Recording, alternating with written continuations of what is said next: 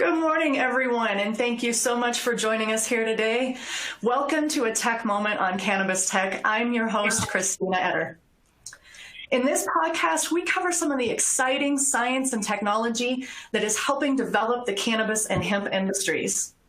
And you know, the cannabis and hemp industries are really no different than any other industrial manufacturer or industrial producer. And one of the things that growers need to recognize is that they are going to have to start taking into consideration safety measures and regulations such as OSHA in their production facilities to help protect their employees and to help make sure that they're covered in case of injuries and to help reduce some of those injuries.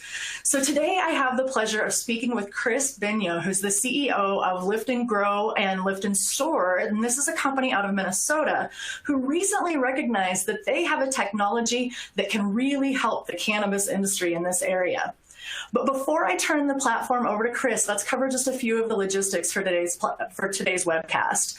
And first, feel free to ask questions along the way, but keep in mind that we are going to save those until the end of the podcast, so we will address those then. We're going to have a few minutes here for Chris to give his presentation. Then I'm going to ask a few questions, and then we'll go into the questions that you guys have at the end of the webcast. But without any further adu, Chris, welcome to a Tech Moment on Cannabis Tech. Thanks so much. I wish everybody could be in Minnesota with us where it's minus 15 degrees today. So you all are missing out. So a short presentation, just an overview kind of what we do and what we're trying to do in this industry. I appreciate the introduction. So we hope to answer 4 questions quickly today. The first is, can you move your grow lights at scale to enhance production, save electricity, and save on labor costs? The second thing is, do you believe you can triple the space in your dry room, make it safer and more effective? The third one is, if you're space constrained in your existing facility, how do you add space? What can you possibly do? And then the final one is kind of a credibility piece for us. We've been in business for almost 30 years, and we want to tell you a little bit about the history of the company, if that works. So the first thing, if I can remember how to change the slides, we for the last 9 months, we've been talking to 5 to 6 growers a week. And what we find is that the pre-licensed crowd, the guys who have been doing this for a long time, always move their lights. So whether it was LEDs or CMH or HIDs, they were moving their lights to enhance plant development and to get the right amount of light in the right place.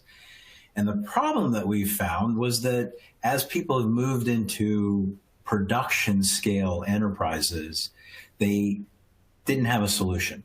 I visited a grower in Massachusetts this past week who had a homegrown system that at one point broke and started a fire in a grow room and nearly hit somebody on the head.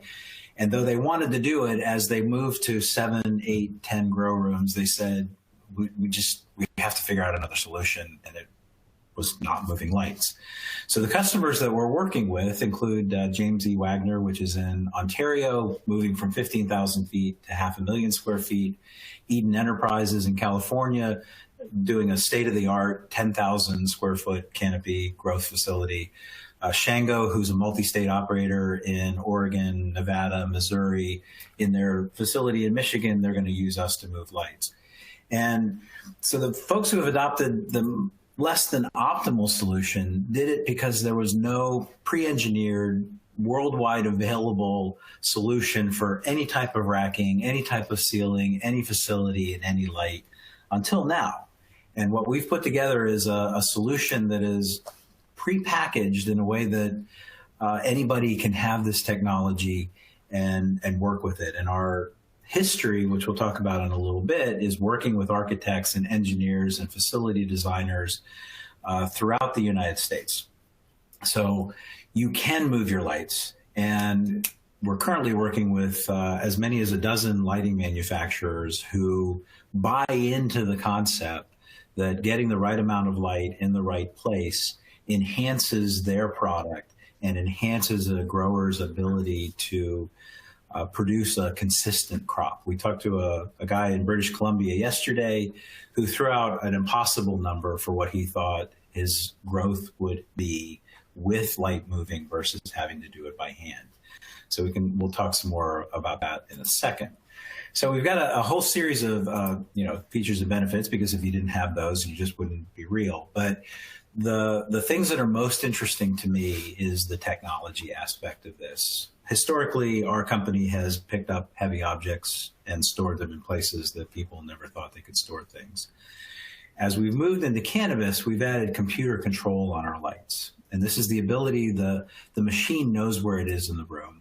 It can log data. So it knows that Christina moved the lights in grow room number 2 1 inch yesterday at 2 p.m. And that data is a point for data-driven growers to be able to drive into an ERP or a production control system to be able to build a formula around what is our best practice. What is our best practice for this phenotype? What is our best practice for this strain? How do we make this a reproducible system to deliver a quality product? We're just a tiny part of that, but we want to be able to participate in that and drive a greater awareness of how technology and production control is going to drive this industry long term.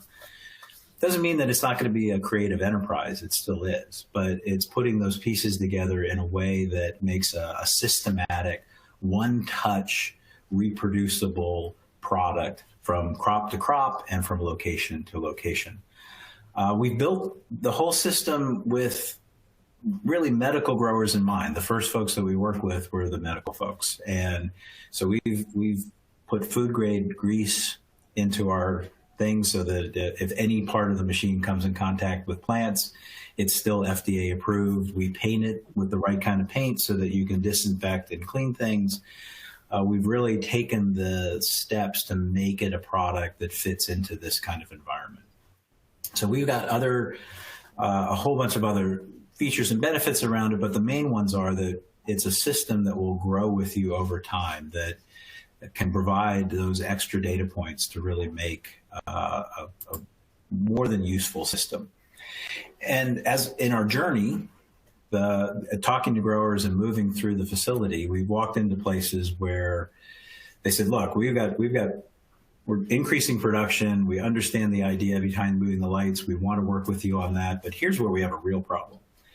And a lot of facilities have built dry rooms that are smaller than they need to be.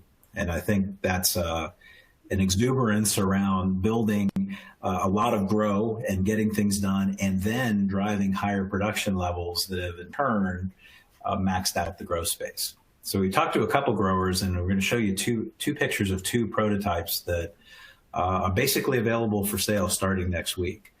And there are ways to use the entire cube of your dry room. And what I mean by that is modern facilities are generally 25 to 40 foot ceilings.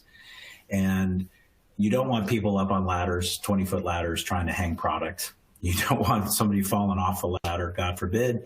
And you really don't want your employees with their hands over their heads for long periods of time. So that's when you get into the regulatory kind of requirements that, and it's just not a fun place to work if you're doing that as well.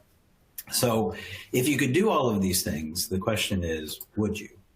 And the first design we created for a grower here in Minnesota is an expanding rack. So this is 4 racks, food grade powder coat. The cables that are in here are embedded with food grade plastic and aluminum. So the whole thing is designed for, plant contact and in a safe manner and for disinfection. And the system essentially works that it raises a platform to chest level, and 1 or 2 workers can hang product on there and push it down and get a lot of compaction. And then you raise it up and you get to the next level, and you raise it up and you get to the next level. And then you put the whole thing up in the ceiling. Nobody can mess with it while it's drying. And you've got a system that is making the most out of space. Nobody ever gets near a ladder. So that's kind of a close up there of the food grade paint and the stuff. And then if you're not using it, you lower the whole thing down, you bungee cord it together, and you can store it up in the sky so that now you have that dry room back. There aren't racks everywhere. There's not stuff falling down. It's easy to clean the room, easy to disinfect. The second idea that we're kind of excited about is just simply the agricultural netting that most growers use anyway. and a system that gradually raises that to the ceiling. So you can imagine it's got a variable speed control on it. You can set it for super slow, and you've got somebody who's working across 8 feet of netting, hanging things, and the netting is constantly moving up until you get to the point where this is full. We've also designed a rack for that, which is the second picture, that holds the netting as a rolling rack so that you can move it around. And when you're not using it, you bundle that up and you store that in the ceiling as well. So these are designs prompted by our customers, and we're pretty excited about it because they've developed most of the products that we have, and we'll show you some other things in a second. But on our website, and we'll talk more about this, but we've done a couple of white papers focusing on return on investment from getting more out of labor. And it's not just getting more out of labor, because that just sounds kind of like somebody running around with a whip. This is about making your environment more productive and making your employees more productive and happier and longer term employees by working in a safe place that does good things. The features and benefits for the drying racks, we can go through those as well, but the idea is that we are creating space where it didn't exist before. So from caveman times, right, the guy who had the big tall cave, he was like, can I store some stuff up there? Yeah, I mean, people have been thinking this for years, and what we do is we enable that use of space by making things happen where you couldn't do it before. And we think there are probably 2 or 3 more designs of these drying racks. We're anxious to get these in the market and get feedback and see what the next couple of versions of this might look like. We're pretty excited. All of this ties into our vision and mission as a company, right? We want to be part of every cannabis and hemp grower and help them do things better. And we want to make this complicated and evolving market simpler and safer for the folks who are in there. So we want to make growers almost 10,500 installations in all 50 states, Canada, half a dozen foreign countries, including Singapore and China and Japan and other places, have our lift equipment. We're in the back of almost every Target. I've got a crew out right now installing 31 Targets. We're in every REI. We were in Kohl's. We've been in Walmart. A lot of retail experience making space happen for people who needed to store heavy objects overhead. The biggest thing we've ever done is a cage that holds 3,500 pounds of theater equipment at the University of South Florida. So we can make some stuff that's really heavy, and then we've made some things that are very broad.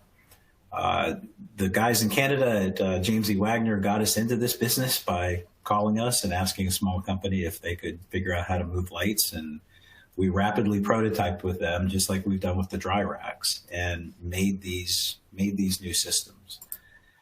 So just quickly, some of the other stuff that we've done. This is the left is a Dick's Sporting Goods, the right is an REI. So if you can imagine, it's hard to visualize sometimes a bunch of stuff stored overhead or things that are overhead and move safely. But these things are out on the retail floor. They're designed safely. They're designed not to fall down. They're designed to adequately and more than adequately hold the kinds of loads that we design. So we're experts at putting things overhead. We're in healthcare environments storing wheelchairs. We're in the back of other retailers storing massive amounts of clothing. We're in colleges and universities storing athletic equipment. That's the Michigan State University on the left and the University of Oregon on the right. Dozens of Division I universities use us to pick up heavy stuff and store it when they're not using it. And then safety. We talked a lot about safety. And because we've been in every state and hundreds of municipalities, we've gotten lots of feedback from inspectors on what is safe and what isn't. And so we've built a half a dozen safety features into our product. Things that if you were going to build it at home, you probably wouldn't think to do. Everything is 5 to 10x overbuilt. There are things to prevent it from falling if something does break. A whole series of things that we put in place to make sure that worker safety and the safety of the people using our machines is paramount. So a couple small things just to finish up. We've got a couple white papers on our website. One's about efficient lighting design. The other's around labor ROI, and there are other pieces coming. we've developed an ROI calculator that you can go on there and play. And I don't see any of this, which is kind of cool. We made it so that it's perfectly anonymous. You can go there, run scenarios around productivity increases or labor savings or light wattage savings and what it costs you. And you put your numbers in there and kind of come up with what feels right from a return on investment. And if you want to talk to one of our sales reps or talk to me, we can go over that with you, but we make sure that we don't see that. We leave it as something for you to play with. And then when you get all excited about it, you can come to our site and request a quote as well. It's pretty easy to find at liftandgrow.com. So hopefully we've taken some time to answer those basic questions. Yes, you can move your grow lights at scale. We're talking to facilities with as many as 100 grow rooms right now who want to put our system in place and manage the data. We're anxious to get these dry racks into market. We're installing the first ones at a grower in Minnesota next week. So there'll be pictures and videos and pricing on our website within a week. And then the cages that we talked about, we're talking to some growers and dispensaries as well about secure storage overhead. So a product, regardless of your security system, there are still chances for expensive product to walk away. And if it's stored overhead at under lock and key, it just is another layer of security. And if your facility is already enclosed and behind high wire fencing and you're growing and you're trying to make more space happen, we can help with that as well. And then the final piece is, I think you can depend on a company that's been in other industries for 30 years. And we're super excited about bringing what we know and applying that to the indoor agriculture space. Very excited about it. And I think before too long, we'll have developed 2 or 3 more things. I just don't know what they are yet. Thanks so much, Chris. So you kind of there at the end, you segued really well into my first question for you. And this is something that I always find very fascinating in this industry is you're not a startup company. So often in the cannabis industry, we see these new technologies or new ideas coming to fruition. And many times it's a risk for a lot of people to get involved with some of these companies because they are not proven. But your company's been around now for almost 3 decades. So Give us a little bit of that background, your history of the company, and really kind of what was that aha moment, I guess, that you had where you said, hey, this technology is going to work in this new industry? Yeah. And so I bought into this company 3 years ago, and the guy who founded it was a super cool military vet who got into it trying to help veterans. I mean, he wanted to build an elevator to help veterans who are disabled get into their houses. He wanted to build a lift system. And he got hammered with OSHA regulations and telephones on it and all these other things, but he knew he had an idea. And farmers are super inventive guys, which is why we love being in agriculture, right? Because we're back working with the same kind of people who developed our original products.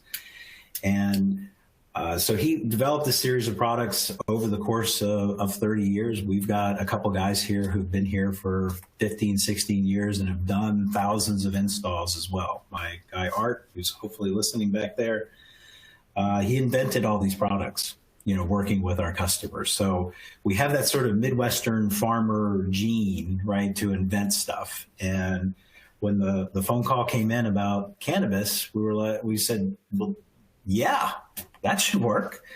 And we went through 6 prototypes in 30 days with this grower until we came to something that was both cost effective and efficient at doing what he wanted to do. And we're used to putting in, 1 or 2 machines at a time, and we put in 25 for him. So pretty quickly it was like, hey, there might be something here. And that's how we've pursued it. We did the same thing getting into medical and hospitality and some of the other things that we've done, taking an opportunistic approach where a customer has an idea and a problem and was willing to look up to solve it. Phenomenal. Now, when we talked about your technology, and I was learning different things, you had some pretty interesting stories from some growers that you've talked to and kind of I want to say, developing this or getting an idea for how this was going to work. Now, do you want to talk about some of those stories and some of the people that you've talked to kind of help develop this idea? Yeah, well, sure. We're working with a Minnesota grower right now who's got a hybrid setup. So they've got solid walls and a translucent top. So it's kind of a modified greenhouse. And he spends a lot of his time shoveling snow off the top of that greenhouse. But he's aiming to build a greenhouse with supplemental lighting and then a system that really understands the amount of lights the plants receive and adjust all the variables to deliver that right amount. His quote to us was, he has 120 days to grow product. Any day he makes a mistake is a 1% reduction in yield.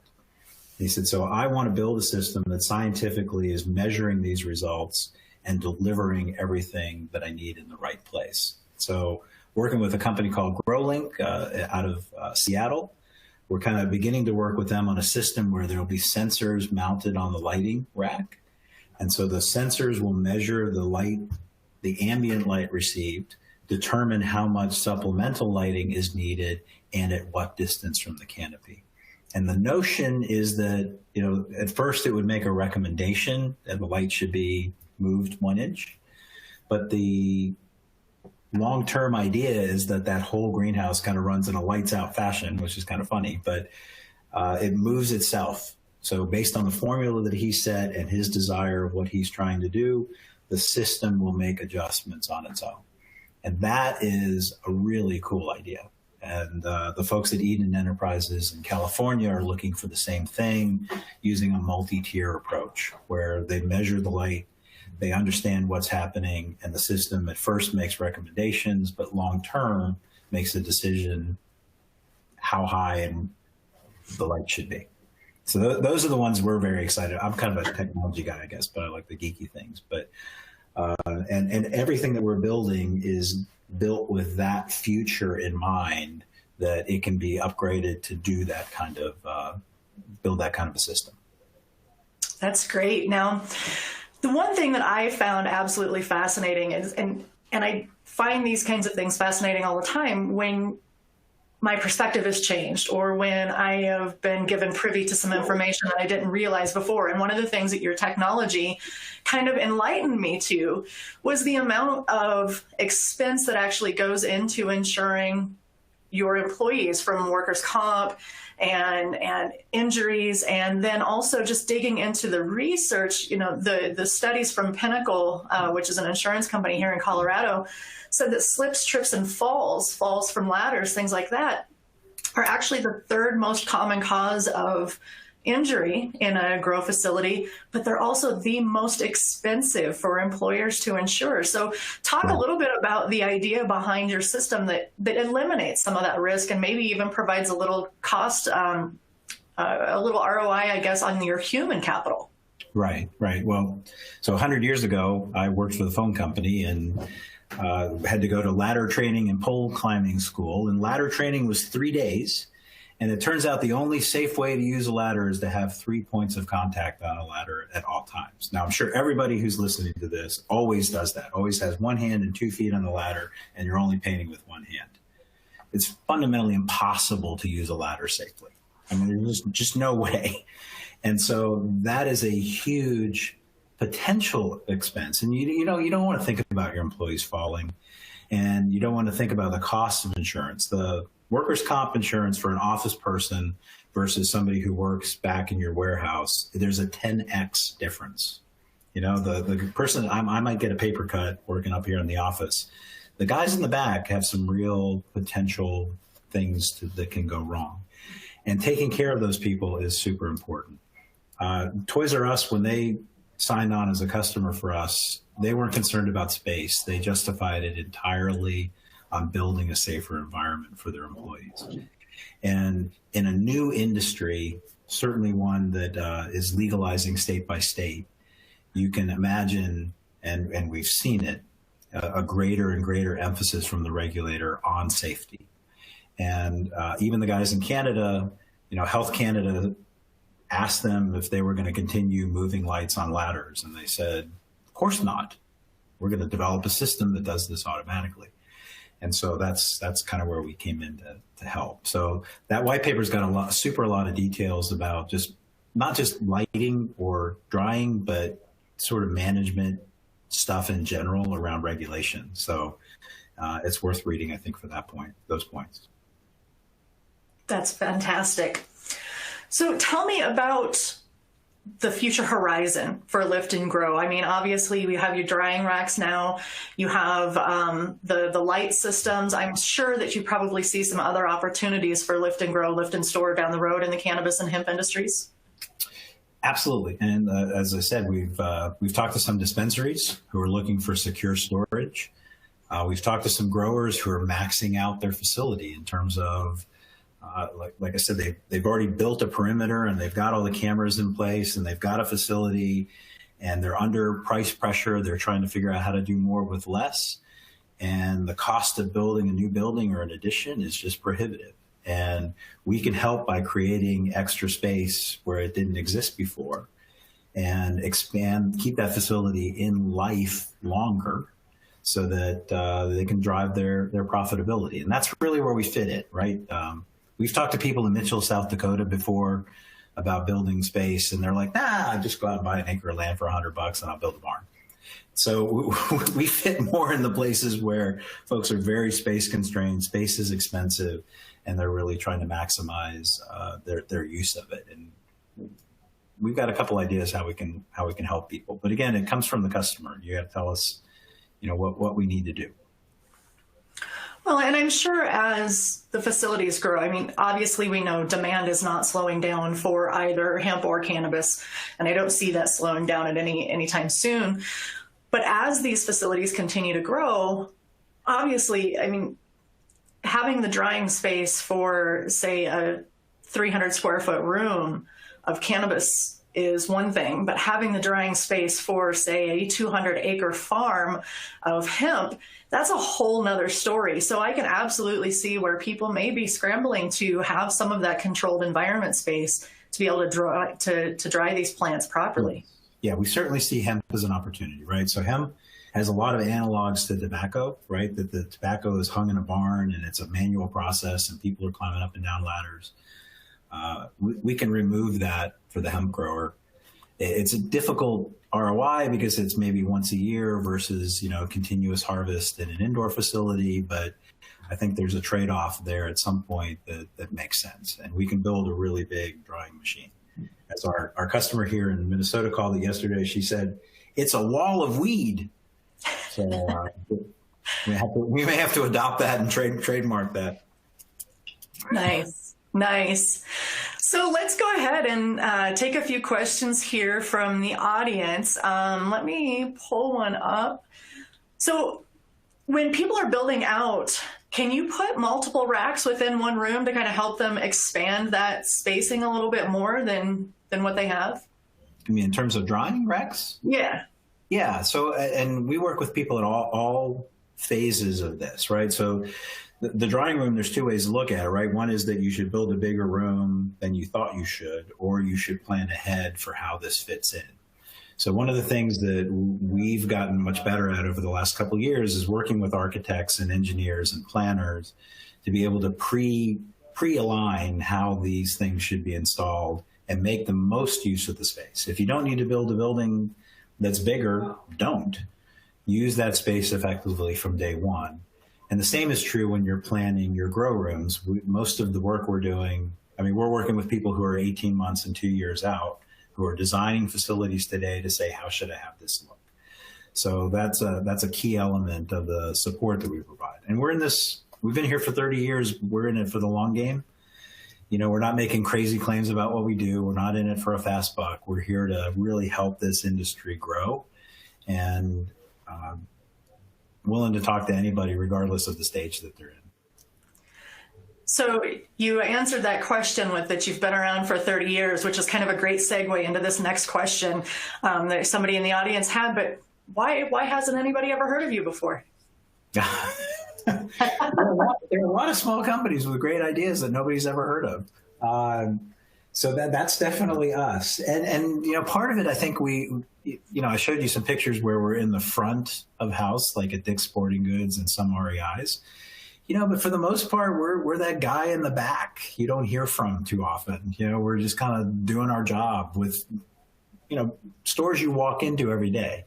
You walk into your local Target in Colorado, you don't see us, but we're in the back doing our job, right? And there are a couple of other people who have crossed over into cannabis who I think are in the same spot, people that have been in retail or doing things in storage or doing things for years that you probably never heard of. But we're doing our best to have you hear from us now. That's great. So in that realm now, you have said that you've got your racks and these light raising systems in a few different places. What kind of response have you gotten back from some of these growers that are using your equipment? Yeah, so the science part is something that we're working on right now. So our grower who's implemented this in a big way has announced, they're a public company, they've announced that they are producing 20% more product than they promised their investors. And they say it's a whole part of the system that they have. And we are part of the system that they say has helped them enhance growth. So we're embarking on a couple of science experiments right now, with one with a grower in Massachusetts, one with a grower in California, and potentially one here in Minnesota, where we're going to do some side-by-side stuff. And for the horticulturists in the group, it's not just about end production. It's about a more consistent plant that has a stronger structure. The buds mature at the same time. There's more buds in the top tier. So it's plant morphology as well as just the sheer production number, right? It's producing a better plant that produces a better product. So we don't make any claims at this point, but I think we will be able to soon about what doing the right thing does at the end result. And that I'm pretty excited about that. We've got people who have said it's 20% increase. I'm just like, God, I hope so. But we don't make that claim. Generally, you can justify the addition of our machines if you believe it's a 2 or 3% increase in production.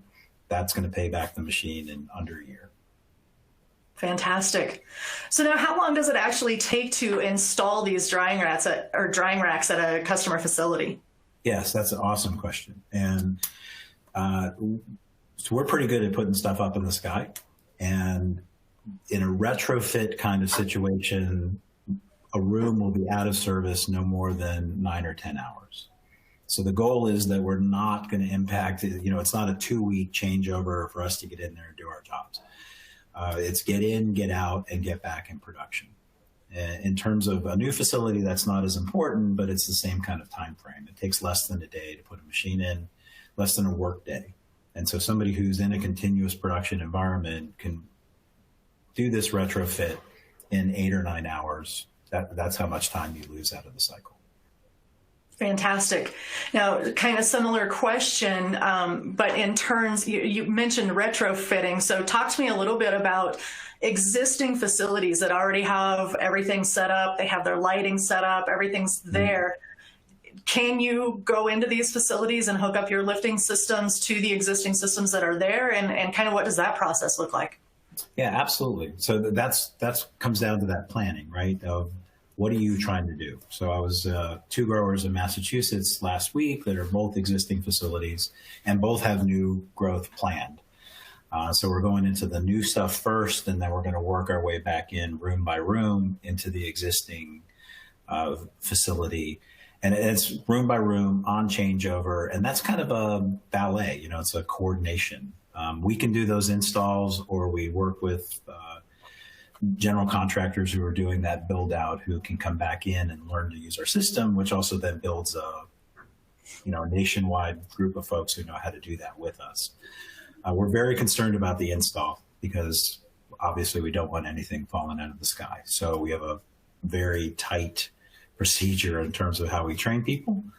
It's not rocket science, but it is important to us that it's done correctly. But again, that time frame is less than a day a room, and we can work that planning out with architects, make sure that the roof structure is right, understand how to penetrate a clean room, get all that work done in advance, and then be able to come in and install the machine and get you back in business. Fantastic. And that was kind of the last question I think that we have, unless anybody else wants to get something on the board here real quick. Of course, the $50,000 question that probably doesn't have a $50,000 answer, but is there a ballpark in terms of cost for these types of systems, or anything that people might be able to take away from this in terms of what it would cost them to implement a new lift system? Sure. Yeah, we can kind of give some things. What we've done historically is we have a lot of standard parts, and we configure them to somebody's grow facility, right? So we custom make each one, but it's out of a series of standard parts. And pricing runs between $8 to $11 a square foot of canopy. So we don't worry about non-growth areas, but we're starting to fall into that range in terms of picking up and moving lighting systems. Fantastic. Okay. Anything else going on at Lift and Grow or Lift and Store that you want to mention before we sign off? I'm just kind of wanting to give people a little extra time here to ask questions if they have them. Yeah, I mean, find us. We're trying to build our social media presence and do other kinds of things. So, and when you call, you're able to talk to us. We're still a relatively small company. We have a couple of sales folks, and we've divided up the country, and we're getting better at what we do every day. So we're very excited to work with people. And please go to our website, play with that ROI calculator, download the white papers. They are worth it, not as sales pieces for us. I think there's a ton of information in there that we think is valuable. And so that's sort of my personal philosophy on doing this kind of thing. Is if it's just a sales pitch, it's just not worth it. But there's the labor one especially, I think, has some really detailed information in there that's eye-opening. Yeah, I can vouch for that. I've read both the white papers, and I was absolutely fascinated with both of them. Just looking at things from a different perspective, from behind the scenes, and understanding where some of those costs and risks are for your employees. And just like you said, if you can take some of those risks away, it can actually help increase employee morale. And here in this industry, we do know, there was a recent report that just came out from Leafly about employment. Employment is on the rise, but so is turnover. And I think there's a lot of people that still kind of get into this industry and think that they're going to be able to smoke on the job and that it's just a big game. But once you really get involved in the industry and you understand that this is no different than any other industry that's out there, there are safety concerns, there are regulations, there are things that the employers and employees both need to take into consideration. And I think by helping make their jobs safer, like you're trying to do with your lift systems, I think in turn that kind of helps employees to recognize that their employers want them to stick around and that they care about them on the job. Yes, and it is a job you get to wear sunglasses every day. Yeah. So, I mean, there is that.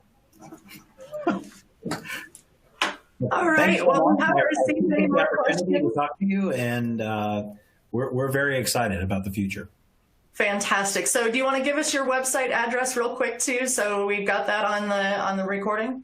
Yes, I should have probably put it in the presentation, but it's Lift and Grow. So LIFT, F as in Frank, N as in Nancy, grow.com. So come see us there.